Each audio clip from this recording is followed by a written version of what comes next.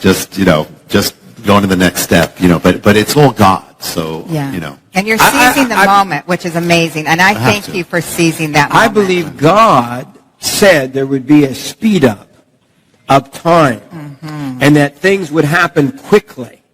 And I believe you're right in the middle of it. God has called you to sound the trumpet, to warn America, to warn the world, and yet you're on a fast track. You're in, how many miles do you think you've flown? I don't even. I've lost track of miles. I've lost track of everything. I go to the airport. I don't even know what plane I'm going. I don't have time to look at the plane until they last minute say, "Okay, what airline?" I just go to the thing and then I go to the next place. That's how it is. I don't have time to even think about it. But things are speeding up. I mean, things are speeding up in America. I mean, what's happening? Things are speeding up in the world. It is. We are at critical moments. So I don't believe I have a choice. I remember once when I left here, Morningside, and I went to they have a little airport where everybody waves as you go. Yes, little Branson Airport. I love that airport. You feel guilty leaving because they wave. They're sweet. Yes. I said, Lord, I'm given a heavy thing here. It's one of the first times I was here, and I just opened the Bible, and it's Son of Man, if you don't blow that trumpet, you're accountable. So we have to. We have to. Boy, that's critical. God has called Rabbi to sound that alarm. Yes. To warn the world, the harbinger. 9/11. I knew after 9/11. I knew 9/11 wasn't, as you do, wasn't some ordinary event. We knew that something was being said to America. And God began to unveil it to you almost from the first moment, wasn't it? When I was praying, I was led immediately to that section of Isaiah that speaks of that first strike of warning on the land. And I knew that. I got that. And right after that, David Wilkerson then shared in New York City, said, this is the word from the Lord, and he shares the same chapter and Isaiah 9:10, which would become the whole decoder of the harbingers, without realizing, he didn't realize, the things hadn't happened yet. Then it was after that when I was in New York City at Ground Zero, and the Lord just transfixed my attention to this object and said, you have to seek this out. There is something you have to find here. And when I did, that began the harbinger. It just exploded, this mystery that blew me away first. And then it just kept getting bigger and bigger and bigger. That's how it began.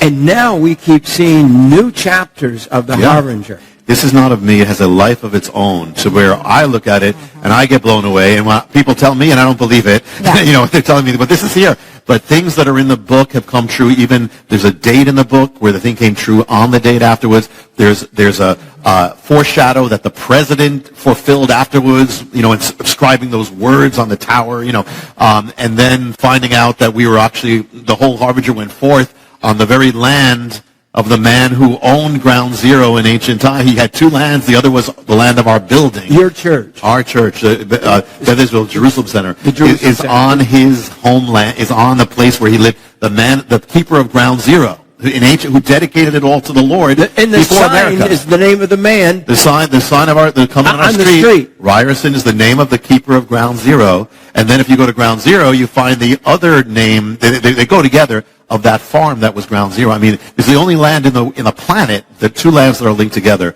It's Ground Zero and where the harbinger went forth. So the harbingers appeared in one of the lands, and the message came forth from the other. We had no idea. I mean, God is, and this is when the harbinger started, and we almost lost our build. We actually did lose our first building. It was like warfare, and the Lord brought us to this land. We had no idea until He revealed it. But He's in every detail. We only find out after. Yeah.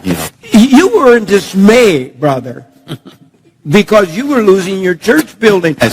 Your church left the building with nothing. As soon as I started sharing the harbinger, all hell came against the ministry. Yeah. It was like the enemy wanted to stop that message before it became what it became.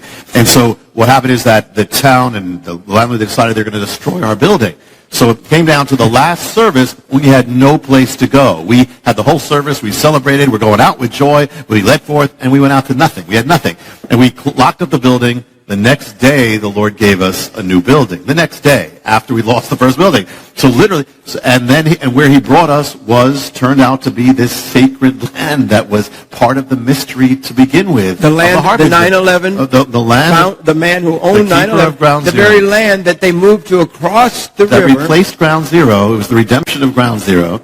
And it was, and actually the harbinger, the beginning of the revelation, it came while I was standing on Ground Zero. It finished on his first land. It finished on his second land when it went forth. And then, but on top of it, the place where we left was destroyed, ruins. They destroyed the building, and they put up a Walmart. And Walmart has a book department. And one of the few books they have is the Harbinger. So the Harbinger is going forth. And they don't carry that many books. Only the bestsellers. And so the Harbinger was going forth, where the enemy tried to stop, is now going forth as a book in Walmart on the very ground where it's first preached. It's going forth to America. I love it. God always has the last word. He always And I don't even want to get to it yet, but I have, this is the new book. There it is. This is the new Harbinger. This is the new book. It is not on the presses at this moment as we're taping. And pretty amazing. It is secret manuscript. I have read it all, and I cry. The end of this book. Yeah. Yeah. The end really gets. I'll probably never tell you the end of the book because I don't believe in telling the ends of books. But I want to tell you, and this is the first mock-up. The rabbi has never seen it before until a few minutes ago, until he came on the stage. Literally a few minutes ago. They brought this out. This is not even a real book. This is what we call a dummy. It's like me. But but the cover is the cover is this the real is the deal. real cover. Yes. The real cover, because it hasn't even gone on the presses. It's just being pressed. It's just getting ready, isn't it? Yeah. This began, like many of things here. What? This book began with you. And now I'm sharing this. Here's how it happened. You and Jerry, who works with the products, said to Charisma, the publisher, said, when's the next thing coming from Rabbi John? When's the next book and when's the next thing coming? And I've been led, the sequel to the Harbinger is yet to come. The Lord has led me that I have to wait until the time. It's linked to things happening. But I wasn't going to do anything, And so then Charisma, they said, well, Morningside is saying we really need to have another thing. They're blaming me?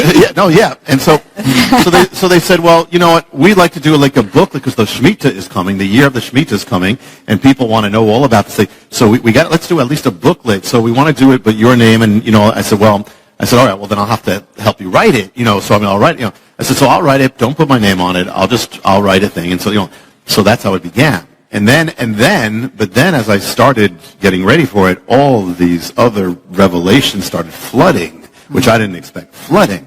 And so it ended up not a booklet, it ended up 300 pages, and we reduced it a bit from that. But it was filled, it got so big, the mystery of the Shemitah, it begins with the Harbinger, it's one of the mysteries of the Harbinger, but it is so big that it's not only, determined the crash of Wall Street, the rise and fall, what is coming, but the very world, the rise and fall of nations, everything timed to this mystery from the Bible, exactly down, what has been, what is, and what is coming. And so this just blew me away, and this happened during the busiest time of my life. So I wrote this mostly on planes, on trains, and hotel rooms. That's pretty much, by a miracle. And then, so it became, and I wasn't still going to put my name in. I said, you can have someone, you can do it from an editor or whatever. But the last moment they said, these are your names. So this book became it started here, became what nobody planned it to be. Nobody expected this, including me. This was a surprise thing. And it just had a life of its own. There is so much, but truly, and we're the first time we're really talking about this because it didn't technically exist. But the mystery is just so big. It has determined things down to the seconds. Down, to the days, the dates, the seconds. And it is coming. Another one is coming now. And it's getting more intense. And so I believe that the Lord wanted this out, as soon as possible. This is the guide to what the Shemitah year, where in a few months, really, we're entering a period of time, and you don't set dates. You make it very clear. I'm having a hard time not getting into this book because you see this where I marked it? You want to read this because you better know you are so bold in this book. I believe the Lord wants this out because of what is coming. And in this fast, he's accelerated. We talk about speeding up. This book is going to the press faster than almost any book I've ever heard. It makes no sense because not only did no one plan this book, really, but I got things in the mail about this book before I finished it. You know, I got a flyer, hey, this book's coming out, and it's not even finished. You said, oh, yeah. It was just last Wednesday that the last changes were made, and it went to the print. So, and now it's going out. But I believe it was the Lord's plan. I actually talked to Hubie, who's the man at the airport, before I said, no, Hubie, should I be doing? He said, yes, this is the Lord. This is preparing for what is. Because I wasn't going to do anything, you know. So, this just came. You just had Mark Biltz with you at at the Jerusalem Center. I never know what to call it: church, tabernacle, or temple, place, synagogue. Building, we can call them all those things. Meeting outlet, assembling place.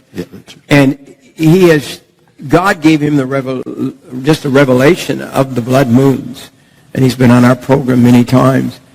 And we see that timing. We see the blood moons don't just happen. They happen on date. And it's amazing how many happen on holy days. And so God has a set time.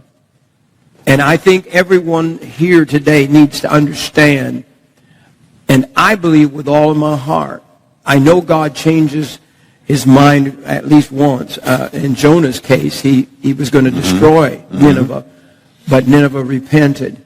And it's interesting, in the Hebrew, when it says Nineveh shall be 40 days, Nineveh shall be destroyed but also means overturned. So you can take it as destruction or shall be overturned. Well, they were overturned. They went from sin to a total revival. So even in that, God is accurate and true. Even the warning, you can say destruction or hope. You know? That's the only hope for America. Yeah, absolutely. I believe, I've said this before, I've said this here, and I'm not talking about the timing, though they could be in a specific way, but a great shaking is coming, and it is for the purpose. It's because without shaking, this nation will not turn back, and the only hope is shaking. Shaking. We're going to talk in the next few days. We're so glad to have you back for a week or so. We are. New developments of the Harbinger. We're going to share that this week. We're going to share, God willing, we're booked to go with you to Israel. Yes. I can't believe Lori's never been to Israel. No, my friend. And we'll bring our cameras there. We'll originate program there. Yeah. It may be the coming of the Lord or something. I said, I don't know. And if all hell breaks loose while we're there, I said, no better place for the Lord to take us than straight from the Holy Land. I'm ready to go if that's what happens. I just have to ask you about Israel. Everybody's talking about the Psalms 83 war. We know which is coming. We don't know when. But could you give us an update, Rabbi? Yeah, well, you go to Israel occasionally. I do, and I'll be there before the tour too. I have to go back and forth, but I'll kind of a spiritual part of this, or the underside of it. First of all, I mean, just to keep always our perspective. No matter who it is, no matter what their name is, no matter what the organization is, it's beyond them. This is the enemy. The enemy has tried to destroy the Jewish people for 4,000 years, last 2,000, try to wipe them out in the 20th century. The names keep changing. Hamas, Saddam Hussein, Joseph Stalin, Hitler. It's not based on them. This is a fallen angelic being who is dealing with that enemy that Israel is dealing with, and that is trying to wipe them out because he knows what's coming. So he's trying to wipe them out. But interesting, we just talked before about that one-year Bible, and then the thing that was appointed for 9/11, which was the Harbinger scripture. But also in every one-year Bible, appointed is another verse, which is Psalm 55, which speaks about destruction. This was appointed for 9/11, and everyone speaks about destruction in the city. And the word that they use for destruction or violence in the city is a word that's an amazing word because it means something in Hebrew and it means something in Arabic. And that word, which means violence or destruction, is the word in the Bible is the word Hamas. Oh. It's the word in the Bible is the word Hamas. In Arabic, it means fanaticism and zeal. In Hebrew, it means destruction and violence. And actually, I'll tell you, it also means, listen to what Hamas means in the Bible. It means damage, cruelty, oppression, unrighteousness, wrongdoing, falsehood, and to act violently. And let me just listen to this, and this is just, by the way, I didn't plan this except that I was told that, you were talking about this, so upstairs last night I just looked in the Bible, so let me just share what's here. In the Bible, what it says about Hamas. Listen, the word Hamas, okay? Psalm 25, consider my enemies, for they are many, and they hate me with a Hamas hatred. Psalm 74:20, think about the tunnels with Hamas. Think about this. Yes. The dark places of the earth are full of the dwelling places of Hamas. Oh, my. 2 Samuel 22, you saved me from Hamas. Psalm 11, but the wicked and he who loves Hamas, the Lord's soul hates. Isaiah 53, Messiah. Listen to this, but it says he had done no Hamas. He's the opposite of Hamas. He had done no violence. Ezekiel 7, Hamas has risen up into a rod of wickedness. Ezekiel 7, the land is full of crimes of blood and the city is full of Hamas. And let me give you one more. There's more. Actually, just take your time. No, This is incredible. This is Revelation. This is just last night. And the thing is that Obadiah speaks about Esau, the descendants of Esau. He says, it's your shame that you went against your brother Isaac. In other words, and many of the descendants of Esau are linked with these people, with many Arabic people, and they're wonderful. There are wonderful, God-loving Arabic people, but you have that as well. So it says that it's your shame that you went against Isaac. So listen to what it says here. It says this. It says, speaking about the descendants of Esau, for your Hamas against your brother Jacob, shame shall cover you. So it's talking about the descendants of Esau. It says your Hamas against them. And now listen to this, last one. This is a promise to Israel. Listen, Isaiah 60. For Hamas shall no more be heard in your land, nor the wasting of destruction in your borders. You'll call your walls salvation and your gates praise.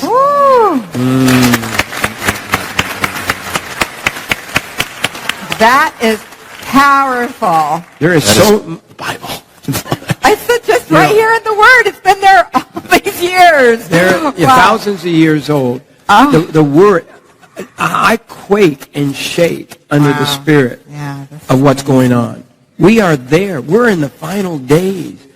Church, if you're not studying the Word, if you're just going to happy church and you're not studying the Word of God, and you're just hearing preaching about how to get more money, the money's going to be gone. All the people that are prophesying today that I trust are saying there's going to be a crash in America like we've never. Just share a couple of them. Yeah, here's one headline. This is from Money News. The headline reads this: Billionaire warns Yellen collapse will be unlike any other. It says another horrific stock market crash is coming, and the next bust will be unlike any other we have seen. That's the message from Jeremy Grantham, co-founder and chief investment strategist of GMO, a Boston-based firm of $117 billion. What do they mean, Yellen collapse? Well, Yellen is actually the Federal Reserve chairwoman, I guess you could say, and of the Federal Reserve.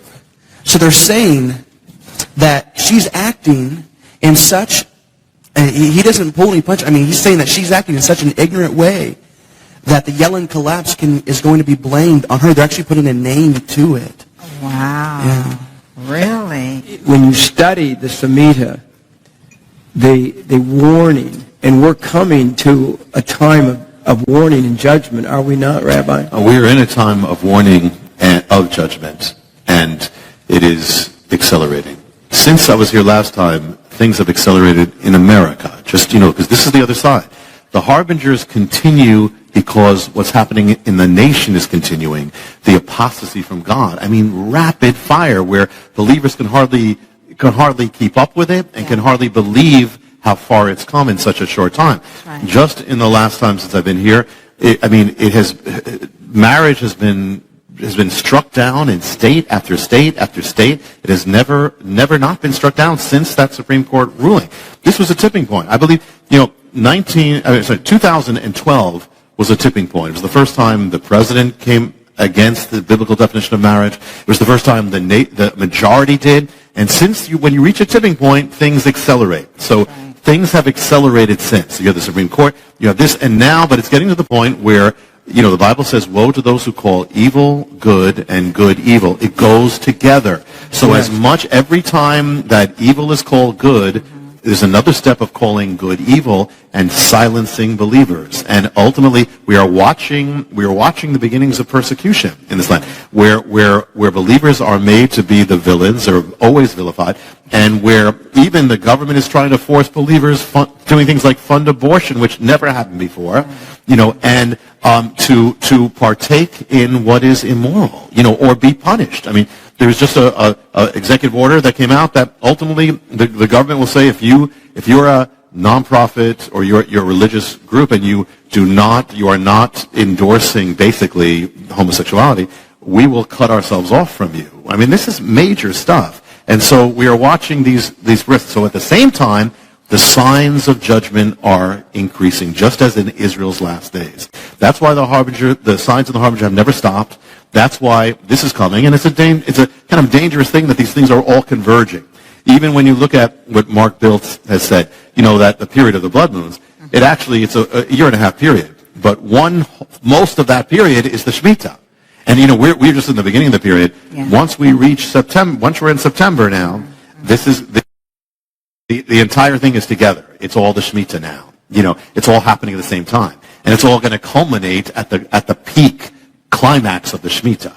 So these are dangerous things because what we're watching, if you look at the last 2001 and 2008, you see it's accelerating. It's happening more exact, more precise. It's happening. So this is a sign that we are heading towards judgment, getting closer. And one of the things, I'm not going to share now, but one of the things about the latest things about the harbinger is a dramatic sign that we are much closer to that moment. One of the things that's making me very, very upset and very nervous is people are predicting another Jewish Holocaust. I mean, just literally saying we're on the verge of a Holocaust. And in England, in France, they're marching in the streets. Isn't that right, Zach? That's exactly right. And it's really unfortunate. I was reading a recent article where it's almost becoming the new fad, that it's the cool thing to be anti-Israel. Oh. In France, they're marching by the thousands. In England, they're marching. But guess who's marching? Do you know who's marching? Who's in those marches? There are Muslim activists in there. That's right. Yeah. Yeah. They're not just the run-of-the-mill people of France, the run-of-the-mill people. These are anti-Jewish people. I mean, this pretty much sums it up right here. This article is from the Washington Post, and it says, more clarity in Gaza. Here's the difference between us, explains the Israeli Prime Minister. We're using missile defense to protect our civilians, and they're using their civilians to protect their missiles. And the man, we're so misguided even in our country. The man who is supposed to represent America, the man who's supposed to represent our values, is rewriting history. There is an article right here in front of me, and this is Obama, that says this: Muslims built the very fabric of our nation. Our president is trying to rewrite history. He's trying to guide it. Like Rabbi said, Isaiah 5:20, whenever they're calling good evil and evil good, this wasn't just simply an end-time prophetic scripture verse. What Isaiah was saying was that the worst possible thing that can happen to a society, the thing that is just at the bottom of the barrel, it gets no worse, is whenever a society starts calling the good things of God evil and the evil things good. Yeah. Mm-hmm. We were talking about the Psalms 83 war.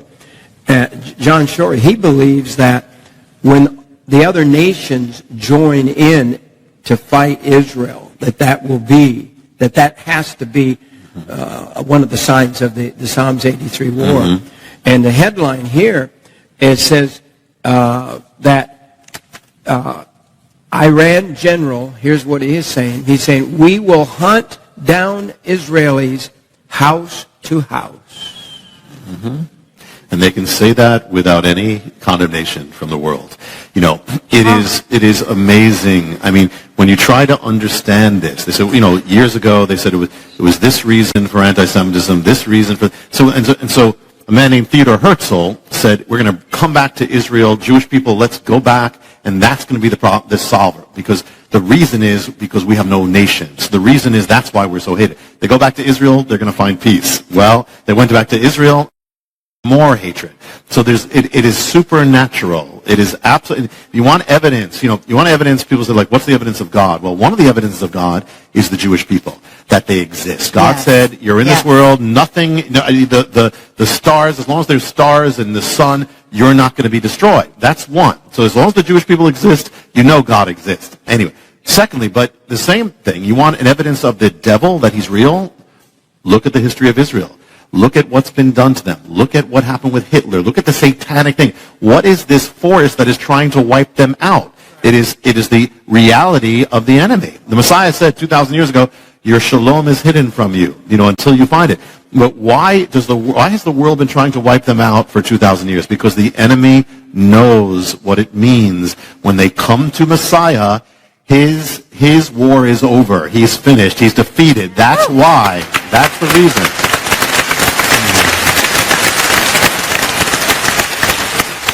It's amazing. There's warfare over Israel and Jerusalem. You go in the natural, Jerusalem, you got great cities. Jerusalem is a bunch of rocks, basically. It's in the natural, doesn't have anything that any major city has. It has nothing. And yet it's the most fought over city in the history of the world. The world has been trying to get, why? Because God says, this is my city, this is where I put my name, and this is where I'm coming back. That is why. And so the enemy has tried to destroy that city again. And also, what really bothers the enemy is having Jewish people there. That's why the world says, you can't, it's the only place where it's a crime for Jewish people to settle in their own land. The world says this is a crime. You build a house, this is a crime. Why? Because the enemy doesn't want them there, because the Lord said they need to, when they come there, that's the beginning of when I'm coming. I'm not coming again until they're there. The devil, we'll put a name on him, is trying to destroy the very word of God. Yes. The Jew has to be Jesus, the fulfillment. He can't come back if the Jews haven't returned to Israel. Yes. So just the fact that they returned 70 years ago, roughly, and built a city there is the foundational stone of prophecy of the coming of the Lord. And now all of that is, I believe we're in that last generation. It's all happening. You can feel it, can't you? You know the King is coming. Yeah. You know the Word. Yeah. You wouldn't be in this room if you didn't know that. But most of the church is not even looking at what God's doing. They're looking at how to get more money in their pocket, which is the love of money is the root of all evil. How could we be moving into another gospel when Jesus is about to return? It's happening. I believe we'd only have a short, as John Shorey puts it, a window of the Lord's return. I really believe we are in the day. I don't see how it could be much longer because of the times of the generation, because of all the fulfillment. The Jews have returned. The warfare that's going on. There's warfare. This is crazy. The warfare in the United States of America. We have turned our backs against God. We have mocked God. And God's not mocked. No. You have major things happening at once. You have America distancing itself from Israel in the last few years, number one. At the same time, America is rapidly turning against the ways of God. Rapidly. And you wonder, how far could it go? Yeah. And how far will the Lord allow it? Yeah. So as you said, he is not mocked, and he warns before, his heart is mercy.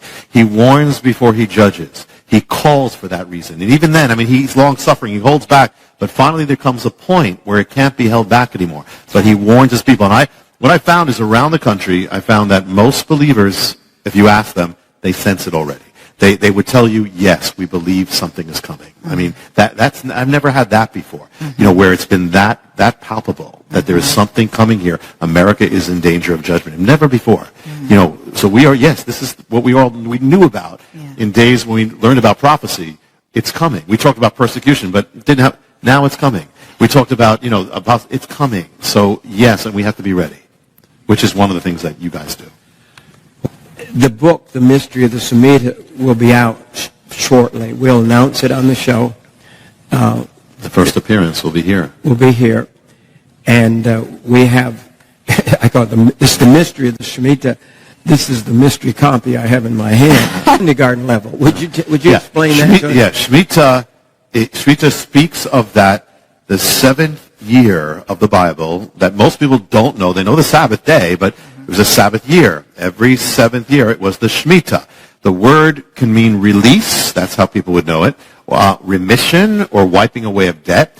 But the word also means the collapse, the fall, the shaking, or the overthrowing. So this thing is so filled, it has a whole prophetic realm, this Shemitah, that has not only affected the history of Israel, but has affected the history of America, is affecting and literally the nations, the world. This is not only America. This is the world. I mean, it has determined world wars, global cataclysms. I cannot tell you just how big this thing is, but it is gigantic. And so this is God's exact timepiece that is linked. It can be blessing or it turns to judgment. And that's what we're dealing with right now. And so it was a time when the land was to rest. Sabbath for the land. The land rests. Every seventh year you shall have a Sabbath. And there's no sowing, no reaping, no plowing, nothing. You let everything. There's no buying or selling of the fruits. It is a total Sabbath rest, which was to be a good thing initially. But it turns into something else. And the thing is that on the last day of the Shemitah, the very last day, is an amazing thing called Elul 29, that's the 29th day of the Hebrew month Elul, when all debts are wiped out, all credits wiped out, the financial accounts are wiped clean, which was a blessing, but when Israel turned away from God, this blessing turned into judgment, literally led to the wiping away of Jerusalem in the days of Jeremiah, was all linked to the mystery of the Shemitah.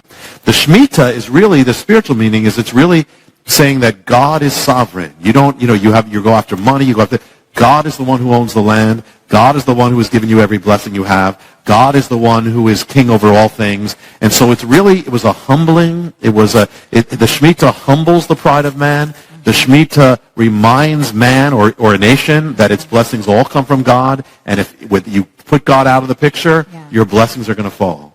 Oh, boy. Could it be at work right now? I mean, it is at work in right America. Now. Yes, it is. That's the amazing thing. It is at work. It has affected. We're going to see as we get deeper. It's going to be. It has affected. It lies behind not only in the Harbinger. You read about really the most dramatic thing, the last things that happened, which was what happened in 2001 and 2008, which we'll touch on. But it turns out, and I didn't know this when I wrote it. I had an idea, I had a feeling, but I didn't. It's been affecting our lives from the day we were born. It's been affecting our jobs. It's been affecting the rise of the economy, the fall of the economy, the rise of Wall Street, fall of Wall Street, what happens in the White House. It affects what happened overseas. It's been affecting every one of our lives, and it will affect the future. So yes. Could you just, so people begin to understand, what are the signs of the Shemitah? How would it appear? Okay. It became like what to watch for, kind of the fingerprints. I like keys. I like little points that people can remember. Yes. Because see what's going on, because we are there, people. We are there. And the more I study, and reading your new book is so overwhelming that, I don't know what to do because people won't listen. That's how a watchman often feels. Really? Yeah, you're blowing the shofar. You're trying to wake up the people. That's what the Lord said. But once you blow the shofar, you're not responsible whether they wake up or not, or whether they're going to say yes or no. Our charge is to blow the shofar. No matter what, blow the shofar. God will. And one of the reasons One of the reasons you don't hear a lot of people blowing the shofar is because they're scared to death. The headlines this week, the government's coming for the church next. Have you read those headlines? This is just out the last 48 hours. They're coming for the church. And I'll tell you what, most churches are scared to say what we're saying. They're afraid to tell you the truth. They're afraid. Government has power. Politicians crush each other through political power. I've seen it. I've walked with presidents. I have talked with them. I'm telling you, politics can bring out a bad spirit in anybody, I think. But to keep that power and to win that power. And I'm not anti-anybody. I'm not a Democrat. I'm not a Republican. I'm not an independent. I'm just a Christian who loves Jesus, who believes that we ought to honor God in our nation. But I know I have seen wonderful men of God. I've seen wonderful presidents. I have seen wonderful presidents sell their friends for political power. Power is corrupting. And we are living in a day where we must honor God. We must honor God. Yes. Yes. So give us just a couple of points there as we leave today, the program today. We're going to open up the mystery this week, and in it, the key things to look. Imagine we're looking for fingerprints of this Shemitah appearing. Yeah. Well, first thing is, it affects the economy. It did in Israel. It caused an economic cessation. So you got recession, looking at depression. Look for that. Secondly, now, we've already seen, you've told us about 7 years after 9/11. Yes. We saw that crash. Then we saw 7 more years. Well, you're going to see that it's even beyond that. Beyond that now. It's beyond that. That's what the other key is the 7-year cycle. Okay, the other key is that wiping away of financial accounts. You got financial collapse there. Another key is the month of Tishri. Remember that month, Tishri. We'll get into it. Tishri is the holiest month of the Hebrew year. Yes. But it is the month that begins the Shemitah and the month that ends the Shemitah. It's the month that comes right after that moment of wipeout. So it's the month that manifests that wipeout, all the effects of that wipeout financially. So you get those keys. Now, one other thing is, remember Elul 29. The month of Elul builds up to Tishri, builds up to that final moment. Now, that final wipeout always happens when the sun goes down. When the sun sets, all debts are wiped out. So these are some keys. Now, once you have the keys, we're going to see this thing manifest amazingly. I mean, amazingly. We're going to see things really that Nobel laureates in economics don't know because they don't read the Bible. We're going to see things that the heads of Wall Street don't know because most of them don't read the Bible. Yeah. But God wants us to know. Yes, he does. You mentioned the headline a few minutes ago. A billionaire, one of the richest men in the world, he is predicting a collapse. And here's what he says is coming, the financial collapse. He says it will be unlike any other. Something big is going to happen. We have the billboards of God called the sun and the moon, declaring in the blood moons on the holy days. It's all shaking to me. It's all startling. I've been a Christian since a little boy. Donna and I, my sister's here in the front row, but we grew up in church. We didn't have pews. We had benches. But we've grown up. We've heard about this. We've heard it preached. We've heard the prophecy preached. And here we are living in it. I just shake with it. The Spirit of God. I was thinking about God last night, and it was like I had a dream of God or a vision or something of God, and that God was excited. Could you imagine God? I don't know. I could be all wet. I don't know. But No, it's in the Bible. It's in the Bible. God was excited because everything that he has built towards the sending of his son, all of it, he's about to see the great conclusion of all of mankind, of the Son of God's death, why he came, the Jews returning, the resurrection, the great moment, the greatest, if it was a play on stage of history, is on stage now. Yeah.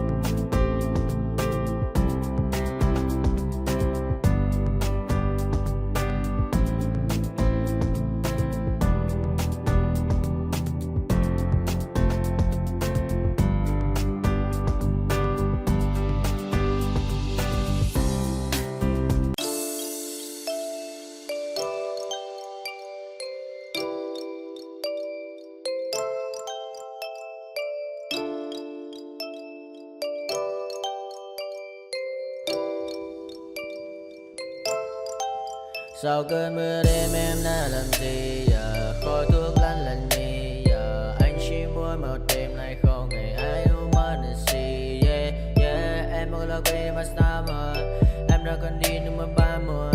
Anh không thể giữ em được bên mình. Bao nhiêu ngày gió được người ghen tình. Bao nhiêu lời mấy em đã quên rồi. Vẫn là con mãi nằm bên tôi. Giờ chỉ còn mãi nằm mong trôi. Yeah, anh chẳng thể giữ được cho em nhiều điều. Mấy con mơn điều em mới không muốn yeah. Em mới không muốn yeah. Em nhớ muốn bên anh như khi em muốn mơ bên anh. Em nhớ muốn say nhà để là mơ mà em cần anh yeah. Bao năm bên mơ chỉ cần ai sai đến anh em không ngồi mãi chỉ cần ai bao năm mà sau và em muốn đêm nay em đã trôi đã bên qua cảm xúc như cơn mưa kia đang miền tôi đã mệt mà đi mà đôi má em thật u sầu mà đi mà đôi má em thật màu nâu và anh muốn ôm em thật chặt vào trong khu phố anh ôm lấy một tay không thể thắng dài như cơn mưa anh không ngần lại em anh đi xa đi mất chỉ còn nay anh qua đêm cất nỗi buồn như anh không ngờ như em ta không bên nhau xa rồi chỉ còn cơn mưa kia đang nhạt trôi và em xa rồi chỉ còn anh đêm nơi cái mày mờ thôi, yeah. Mắt anh đã mở đi mascara, môi hồng như Avrasada, yeah. Bạn em như cậu AK, pháo hoa là ta ta ta ta. Anh bay lên trên trời cao, không ngăn đao, cho mình vì sao mọi thứ của anh, yeah, yeah. Chỉ cần như anh mà bao, yeah. Say mê mà xuống, anh em ta cùng chơi nhưng mà cuốn, nghe mong anh như là chia mà buồn, yeah. Anh mà so với em này, mở đừng quên được ai, yeah. Chẳng thể được quên được mai, yeah. Và bên sớm mà cay, yeah. Baby, show me the fight, show me the fight, em mới mình ai,